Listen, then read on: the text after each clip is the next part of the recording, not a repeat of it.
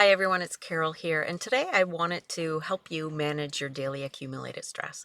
I'm going to talk to you about what it is, what I call daily accumulated stress, and how you can help yourself not feel so stressed on a daily basis so that you can sleep better and so that you can live better. Because when we're stressed, life is just not right. But there's ways that we can help ourselves, strategies to cope with the daily accumulated stress so that we can sleep better.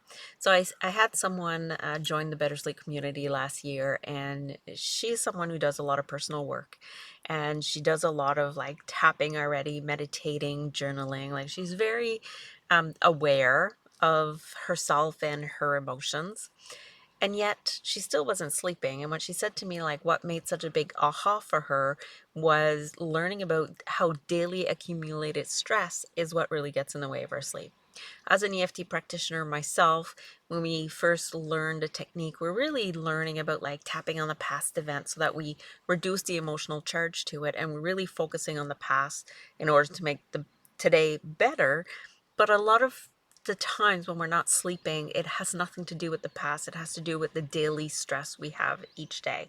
So if I was to really give you like three tips or three steps on how to help yourself recognize, because first you have to be aware. You have to start by recognizing the stress that you're under.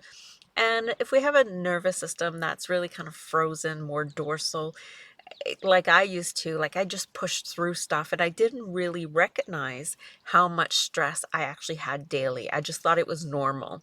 And now that my life is so different, in a sense of I don't carry that much stress anymore, I'm actually going to talk to you about like the three steps that I use on a daily basis to ensure that I don't get myself to that level of stress anymore.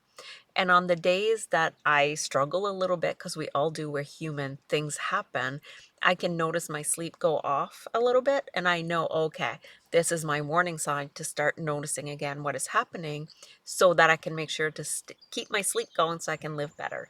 So, the three ways that I would suggest you doing this, number one, and I've got notes, I always got notes. Number one, I would say you have to start noticing and naming. And what do I mean by noticing naming? So it's a nervous system exercise that I've learned from Deb Dana. We really just notice and name the state of our nervous system, or the state we find our nervous system in the moment. So an example of that would be if I'm stressed and I'm overwhelmed. So that's noticing, naming. So just taking a moment, becoming present with yourself and naming, like, I'm so overwhelmed right now. And my nervous system is feeling more sympathetic, meaning fight or flight. And I just like, my head is spinning, my thoughts are spinning. I can't seem to calm down. I'm just really activated.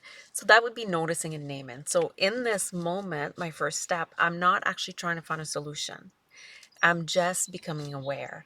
And if you get in the practice of notice and naming, and you do this on a daily basis, and even like 10, 20 times a day, I know I do it often now during the day, because if when I switch task or I do something else and I sit, I'm like, I take a moment to just, okay, what am I feeling? I'm feeling cool. Like right in this moment, I'm feeling good. I'm on my way to visit a friend. I have to go pick out some paint samples. There's a little bit of, if I really sit with it, there's a little bit of not nervousness, but it's more of like an excitement to go pick out the paint samples, but also an annoyance because I already picked it out, but not with the right company. So I got to go back and do it again. But it's going to be easier this time because I already kind of know the color I'm going for. So notice and naming. So that's step one. After I notice a name, so the other two, they can kind of like, you don't have to go one or the other, like you can do them in the order that's best for you. So one of the things I would say is doing some grounding, some tapping, some orienting. That's where I would go next. And so if I've noticed that I'm overwhelmed, but sometimes I can't quite put a reason behind my overwhelm, then I might want to start doing some orienting, looking around, noticing what's happening, orienting back to the external environment, saying, okay, like right now it's a beautiful day here. The sun is not out, but it's just like it's beautiful. And so I'm noticing that I'm safe where I'm sitting in my car. It's a safe area.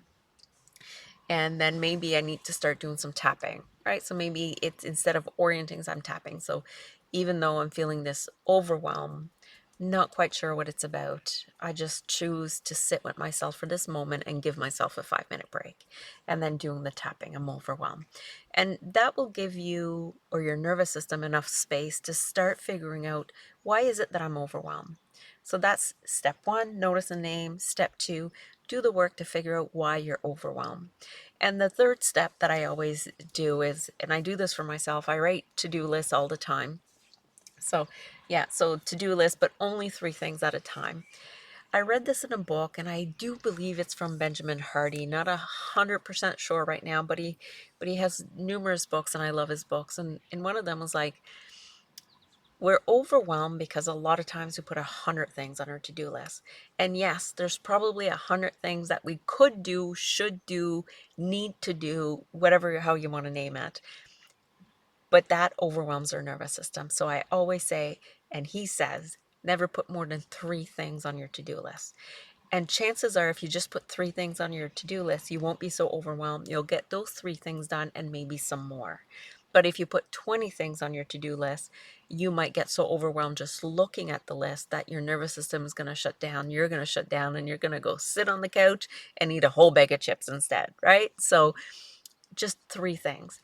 And I've had some clients say, since I started only putting 3 things on my to-do list, I'm way more productive and I'm not stressed about it. As before, it didn't matter because you would check things off and you still had like 15 things on there. So you and your nervous system never had a chance to really de-stress because there was always more to activate your nervous system.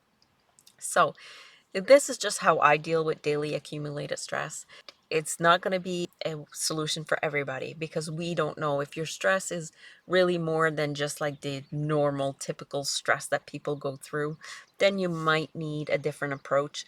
If it really is a job that is overwhelming, but there's not enough workers at work, then you might actually need for management to hire someone. Or if you have loved ones in the hospital, or like there's different types of stress that this might not work for. So just because I said these are the steps, it's not for everybody, but it is for most people that have the stress in their day.